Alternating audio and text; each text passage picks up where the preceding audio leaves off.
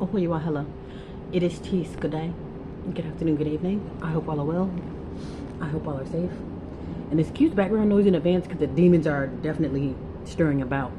I want to say it's about 4:30, 4:40 after the meridian. And I've already heard some snarling, but I want to kind of spit this out and explain why. I guess I'll just say speak for American Negroes because I am in America. I could make it abroad, but you got to start at home. So the reason why the American Negroes are the best, but always lose, always, is because we don't stand for anything. We don't. We can be the best at everything. Oh, well, even if we're a jack of all trades, we don't stand for anything. If it's not a stereotype, we won't wear the face for it. If it is not a stereotype, we won't wear the face for it. Like when it's time to literally be the best and be on top, we tend to draw back from that. When we say, hey, get yourselves together, come together, and become a unit, more than likely we'll scatter from there. But when it's time to be a stereotype, though, now we will come out to be a damn disgrace.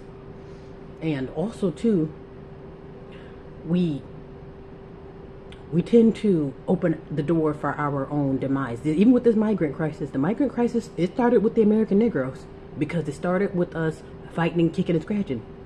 People should be able to swim here. We fought for people to have the right to swim here for a better life. All while we never received our better life. You see what I'm saying? And you notice how it's detrimental now? Notice how they're getting put on the pedestal and we're getting pushed out of house and home. And that's to say, that's if you're lucky. If you're lucky, you get pushed out of house and home. And if you're not lucky, you'll just end up a casualty of war. So that explains why. And we'll think like, well, if we help people, or if we're the best, or if we're the chosen, why are we? Because we don't value ourselves.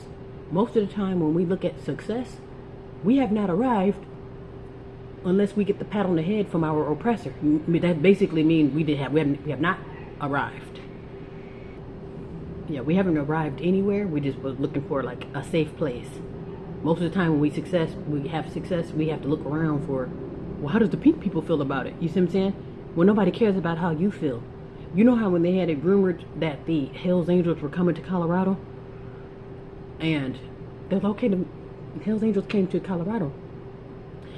And basically, if they came to Colorado, they did a U-turn once they noticed that it was the black complexes that were getting, raided and ramshacked. Because notice how you haven't heard anything. You haven't heard them saying, oh, we're going to... Well, I haven't. Like I said, I didn't do my research. I didn't update it. But notice how nobody's kicking and scratching for the Negroes. You see what I'm saying? And even the ones in Chicago, you get one of them saying, oh, we don't play. Oh, we killed some of the Venezuelans who came there.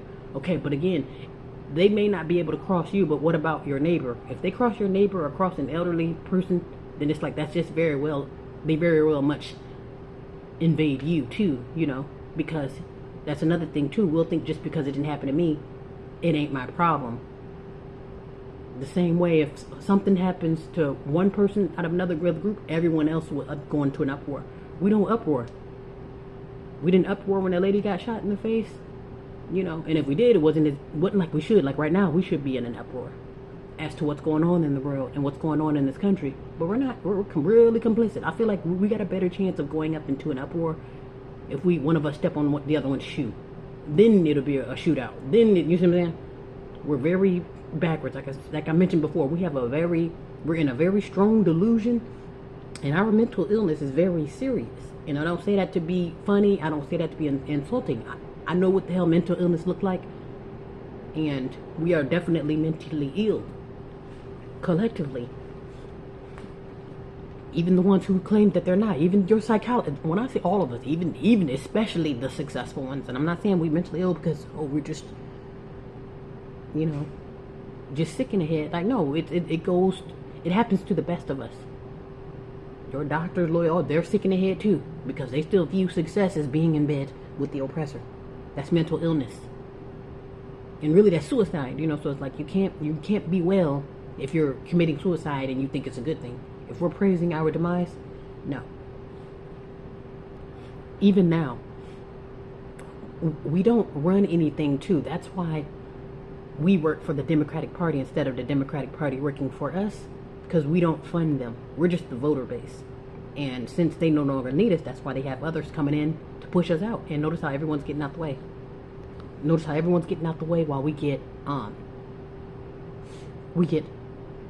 disrespected, and then we get overlooked and then virtually replaced.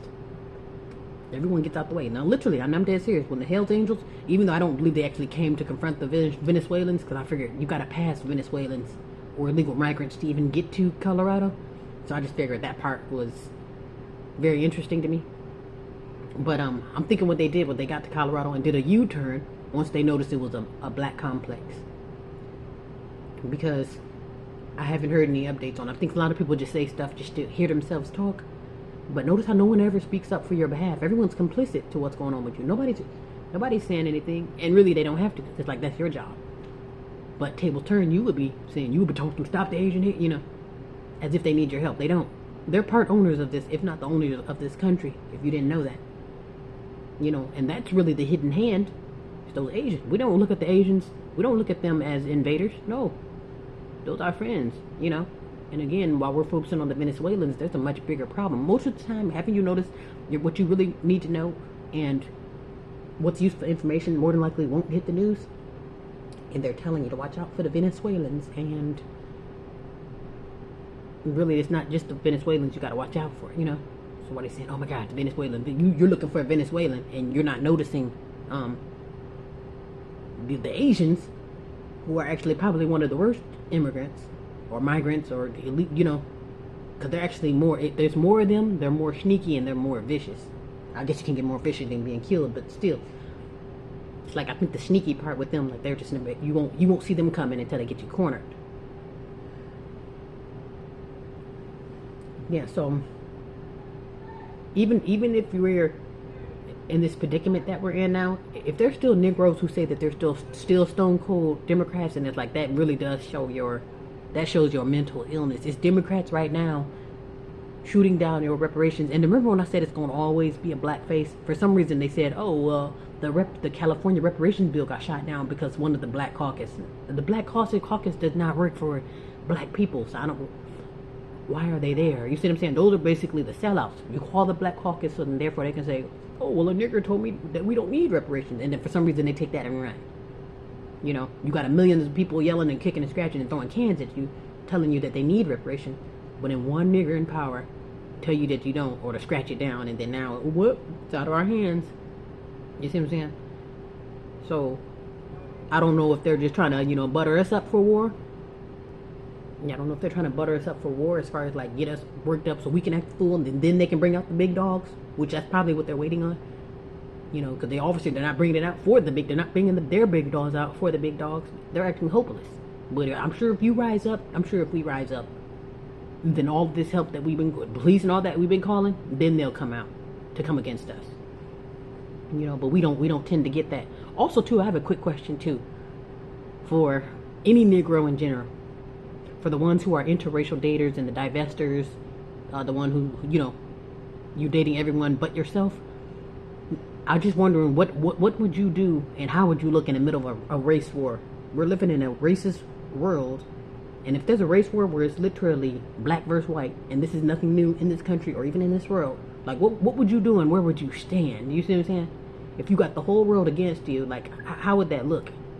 We don't look at things full circle. We just look at, oh well, I'm successful. I got my pink man. I got my pink. We just look at that as success. But I promise you, when it's time to fight, that pink man or pink woman, they ain't gonna be kicking and scratching for the niggers. Otherwise, they'll be doing it now. When it matters, but at the time of war, trust me, they know how to kick the niggers to the side to fight. And that's probably why most of the time the ones who you're in bed with, those are going to be able to take you out, because this is a war. Honestly, we don't get stuff until it's too late.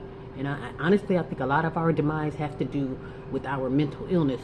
You know how they said there's a saying, something going on with the knowledge. Yeah, it's kind of like we don't know or understand what time it is. It's like we really think that this shit is sweet. Oh, well, it can't happen to me, or it's not happening to me. Oh my gosh, this lady.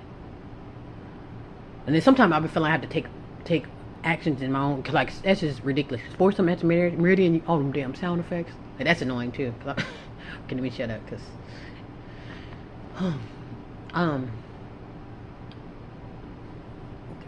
get away from this window. Yeah, the whole thinking that we have arrived. And it's again, like, how is that going to look? It just won't look right. Even if you're a nigger rising up against the niggers, or a nigger and you got your pink man or woman next to you, and y'all are kicking, scratching in a race war, like, how is that going to look? Like, it just looks ridiculous. It's ridiculous. And I don't know who gassed us up on that, too. The interracial dating, who told us that was cute. And I don't know if that happened in the 50s or whenever that was when they legalized it. All right, niggers can be with anyone, and then we didn't know what to do. And I was like, that's just, I don't know. I think that was the beginning of our demise. I don't know which one was the beginning of our demise, interracial dating or the immigration problem. Like, literally, you kicking and scratching for immigrants to come here to kick you out the way. Every time we kick and scratch for other people, they come in, kick us out the way, then they're wearing our robe. There was another, and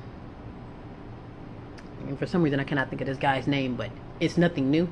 But basically, his wife stole 20 million from him and sent it to her pink mother. I don't have his name. I guess if you do your research and look up which, I don't remember, was this an athlete or an actress or an actor? Basically, it was a black man. So just look up, okay, black man gets 20 million stolen from him, from his white wife, and she sends it to her mom. So he's obviously crying about it. If it hit the news, he's upset about it, obviously. But notice, you see how that, like, we bring people in. I'm here to either, I got this pink man or this pink woman next to me to either uplift them or to have them around so I can arrive. You see what I'm saying? And then notice how we always lose. We always lose. It's like, because we just, I don't know if we just like the smell of death. I don't know what it is. I don't know what it is. You know, and again, they'll say, well, they can be what they want to be, whoever they want to be with, and they also say that, okay, well, the black men and women ain't shit. You see what I'm saying? But I can point out your flaws. Oh, the black man ain't shit, the black woman ain't shit. But when I'm in bed with Jason, and I'm in bed with the devil, and it's like I don't have any complaints. I think that's the part that's most mind blowing with me. Y'all can go on and on about the black man and the black woman ain't shit. She this and that. Leave these niggas alone. Leave these women alone. These black women, they hoes. They're masculine. They're all of these. We can go on for years and years about how the niggers ain't shit. But again, the second you climb in bed with the beast, you have no complaints. And again, I don't know if that's their way of saying, well, this is my protection. I'm going to be in bed with the beast because this is how I know I have arrived. Because I'm friends, right? We're in bed, right? I'm safe, right? Well, like I said, that's going to be the death of us.